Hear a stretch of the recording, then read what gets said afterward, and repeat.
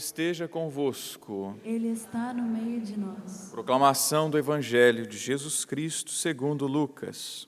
Glória a vós, Senhor. Estava chegando o tempo de Jesus ser levado para o céu. Então ele tomou a firme decisão de partir para Jerusalém e enviou mensageiros à sua frente. Estes puseram-se a caminho e entraram no povoado de samaritanos para preparar a hospedagem para Jesus. Mas os samaritanos não o receberam, pois Jesus dava a impressão de que ia para Jerusalém. Vendo isso, os discípulos Tiago e João disseram: Senhor, queres que mandemos descer fogo do céu para destruí-los? Jesus, porém, voltou-se e repreendeu-os. E partiram para outro povoado. Enquanto estavam caminhando, alguém na estrada disse a Jesus: Eu te seguirei para onde quer que fores.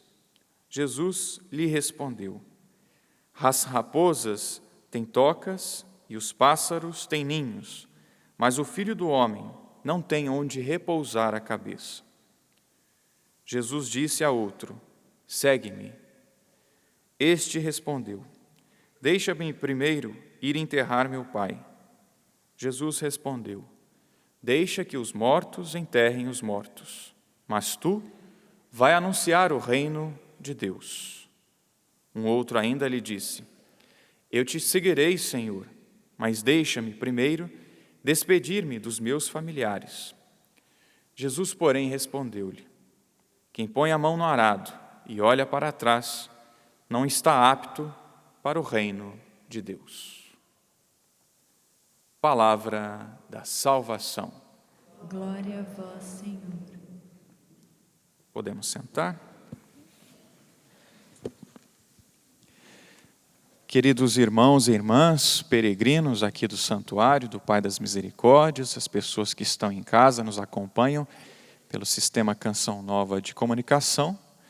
Você que está aqui no santuário teve a oportunidade, de entrar pela Porta Santa da Misericórdia e vai lucrar, e lucra a indulgência plenária por conta da participação desta celebração ou de uma outra celebração, e que, é claro, está também em dia com a confissão. Recebe, então, vamos rezar nas intenções do Santo Padre e o Papa. Então você lucra uma indulgência plenária. Quem está em casa faz esse caminho espiritual conosco, entra com esse desejo profundo no coração de entrar pela Porta Santa da Misericórdia, nos acompanha agora pela TV, pela rádio, pela internet. Então elas também têm essa graça. Aqueles que, é claro, têm a impossibilidade, estão impossibilitados de fazer esse caminho, também espiritualmente lucram as graças deste momento. Mas, meus irmãos, neste domingo, neste dia do Senhor, neste dia em que o Senhor fez para nós, o Senhor nos fala hoje na primeira leitura e no Evangelho, que tem essa ligação maravilhosa, bonita, do seguimento às coisas de Deus. Elias foi um grande homem de Deus, e lá no livro dos Reis, no primeiro livro dos Reis, no capítulo 17, é onde vai começar a aparecer Elias, a sua missão, a sua profecia, o desafio que ele fez com relação aos profetas de Baal, no capítulo 18, os grandes feitos que Deus permitiu que Elias realizasse em nome do Senhor. Um grande homem de Deus, um grande profeta. Mas o que nós escutamos na leitura, está chegando o tempo de encerrar o tempo de Elias. E o que ele faz? Joga o manto sobre Eliseu, e Eliseu, claro, atento, conseguiu discernir: nossa, agora o Senhor é que está me chamando. Encerra-se o tempo de Elias, inicia o tempo de Eliseu. E nós escutamos que Eliseu pede ainda, antes de seguir a Elias, de aprender com ele talvez a missão de ser profeta, pede para ir em casa e despedir da sua família. E interessante que nós escutamos esse despedir da família é algo que, para seguir nosso Senhor, realmente é necessário. Não é porque ele estava apegado à família. Olha só o que vem na sequência. Deixa-me primeiro ir beijar meu pai e minha mãe, depois te seguirei. Elias respondeu, vai e volta, pois sabe o que te fiz eu? Ele retirou-se, tomou a junta de bois e os imolou, com a madeira do arado e da canga, assou a carne e deu de comer à sua gente. Depois seguiu Elias e passou a servi-lo. O que significa esse gesto de Eliseu? Significa que ele estava deixando a sua profissão, que ele estava deixando a sua vida antiga e agora estava ingressando numa nova vida, de ser missionário, de ser profeta. Ele não estava simplesmente apegado, mas ele precisava encerrar aquele tempo também com a família dele, com os negócios dele, digamos assim. Meus irmãos, o que nosso Senhor pede a nós? Pede sim uma imediatez no seguimento a Ele. Posso ir lá despedir? Tá, vou lá despedir, mas volta logo, porque você sabe o que eu te fiz.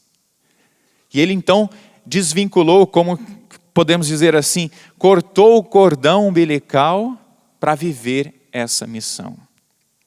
E no Evangelho, nós vamos acompanhar que Jesus fez mais ou menos a mesma coisa. Primeiro, Jesus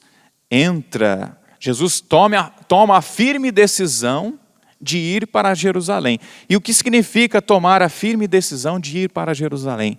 Viver a missão total de entrega por amor ao Pai. O que aconteceu em Jerusalém? Ele morreu ali, crucificado. Ali ele deu a grande prova de amor por cada um de nós. Ele toma a firme decisão. Meus irmãos, para seguir a nosso Senhor Jesus Cristo, para procurar fazer a vontade de Deus, nós precisamos também tomar a firme decisão de viver a santidade, de entregar a nossa vida a Deus. Foi isso que Jesus fez, não somente com as suas palavras, mas principalmente com seus gestos. E ali ele iria passar por um povoado da Samaria, e ali nós já temos uma lição também que nosso Senhor nos dá, porque os samaritanos tinham dificuldades, não é, com os judeus, mas mesmo assim nosso Senhor queria passar por ali. É claro que os samaritanos não o acolheram muito bem, mas mesmo assim ele não quis excluir aquele povo. Ele quis também anunciar o Evangelho, a Boa Nova, ali àquele povo. Uma primeira lição. Quantas vezes nós excluímos os nossos irmãos? Quantas vezes nós dizemos, não tem jeito, essa situação aqui não vai dar certo, essa pessoa aqui não... Jesus não quis excluir aquele povo, porque ele poderia ter passado pela costa, pela praia, digamos assim, para chegar em Jerusalém. Não, mas ele quis passar por dentro mesmo, para anunciar a Boa Nova àquele povo ali. É claro, nem sempre o resultado é de 100%, né? Então aqueles samaritanos não queriam receber nosso Senhor. E aí os filhos do trovão, não é? Que nós escutamos aqui, Tiago e João, queriam mandar fogo sobre eles. Talvez eles tiveram contato com a Escritura, né? Com a passagem lá de Elias, que mandou fogo sobre a carne, né? Sobre aquele cordeiro, desafiando os profetas de Baal. Então quer que mandemos fogo sobre eles? Jesus não, né? Vai completar, não está escrito aqui, mas há um complemento, né? Na Bíblia da Jerusalém traz esse complemento, né? Não sabe de que espírito vocês são animados? É pelo Espírito Santo, pela graça de Deus. E depois, nesse caminho, apareceram algumas pessoas que quiseram seguir nosso Senhor. O primeiro que nós escutamos foi esse, né? Senhor, para onde quer que fores, eu te seguirei para onde quer que fores. E aí Jesus aproveitou então para dar essa lição. Olha, as raposas têm tocas, os pássaros do céu têm ninhos, mas o Filho do Homem não tem onde reclinar a cabeça. O ensinamento que nosso Senhor nos dá, além de não excluir ninguém, também é esse. olha, pode me seguir, mas não fique esperando seguranças. Não fique esperando bens materiais. Não fique esperando casa, carro, dinheiro, isso e aquilo, não. Pode me seguir sim, digamos assim, Nosso Senhor estava dizendo ali. Mas não espere seguranças. As raposas têm tocas, os pássaros do céu têm ninho, mas o Filho do Homem não tem onde reclinar a cabeça. Então, quer viver a missão? Venha viver a missão. Venha viver esse desafio. Mas não fique apegado aos bens materiais. E depois, os outros dois, né? Jesus primeiro chama um, segue-me. E aí ele pede para enterrar o seu pai. Não significa, e aí o nosso querido pai fundador nos ensina isso, não significa que Jesus é sem coração não, viu? Que Jesus não quer que ame a família, não se obedeça o quarto mandamento, né? Que está desprezando, né, de honrar os mortos, não é isso não. Significa o seguinte, que aquele pai ainda não está morto, vai esperar ele morrer para depois seguir nosso Senhor. Não, assim não funciona. Não é dessa maneira que nós seguimos nosso Senhor. Ou nós seguimos nosso Senhor, ou nós não seguimos nosso Senhor. É esse o ensinamento que nosso Senhor nos dá através dessa passagem, desse pedido que foi feito. E por fim, o outro até se coloca à disposição, mas pede para ir despedir da família. Nosso Senhor diz o quê? Quem põe a mão no arado não deve olhar para trás. Hoje em dia não se tem mais arado, né? Tem só uns tratores, né, que fazem o serviço ali para que se jogue as sementes. Mas, ou seja, e quem trabalha, quem cultiva, né, vai saber muito bem disso, né? Quando se põe a mão no arado para trabalhar ali a terra, se olhar para trás, corre o risco de quê? De desviar, de não fazer o serviço corretamente. Então, Nosso Senhor está dizendo isso. Olha, está me seguindo, quer fazer a vontade de Deus? Não olha para trás. Então, são esses os ensinamentos que Nosso Senhor nos dá nessa liturgia, nesse evangelho. Ou nós seguimos Nosso Senhor, ou nós não seguimos Nosso Senhor.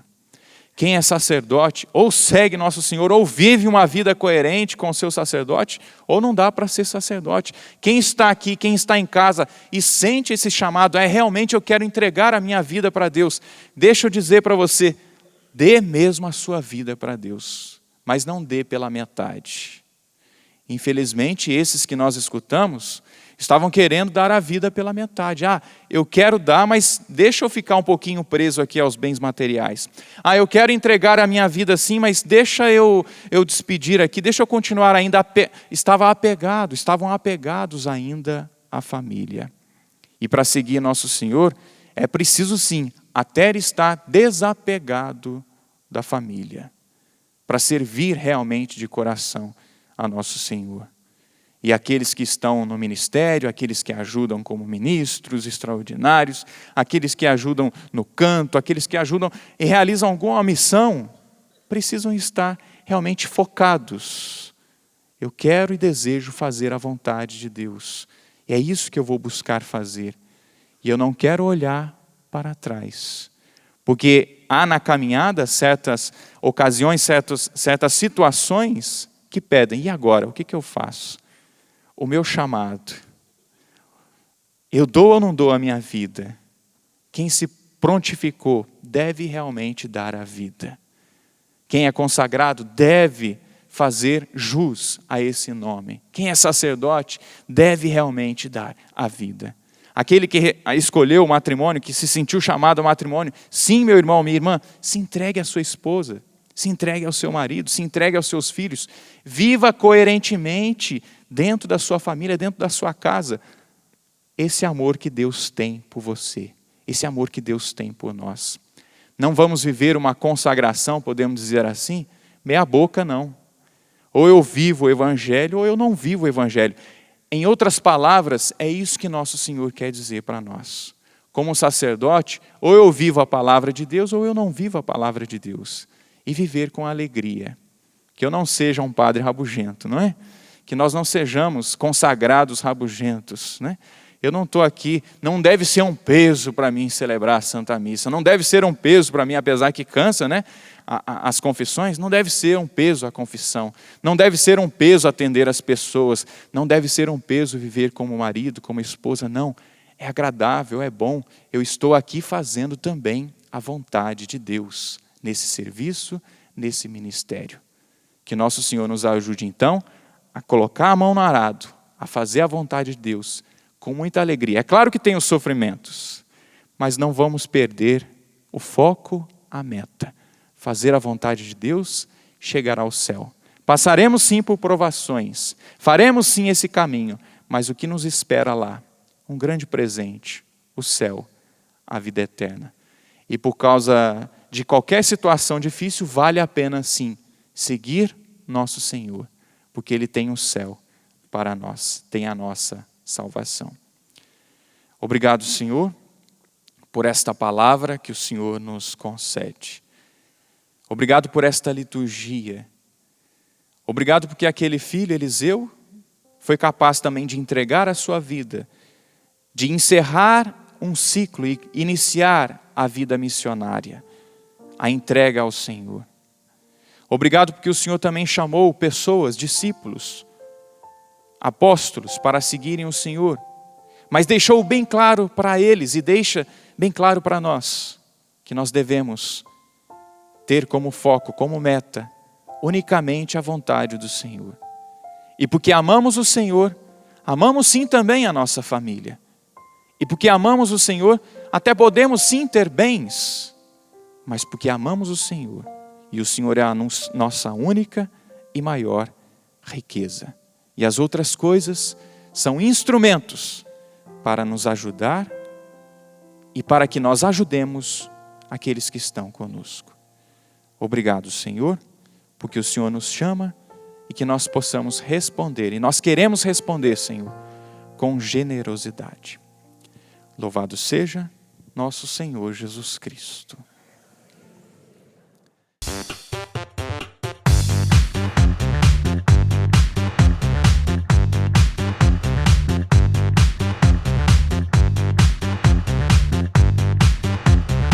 cançãonovaplay.com. Assine já!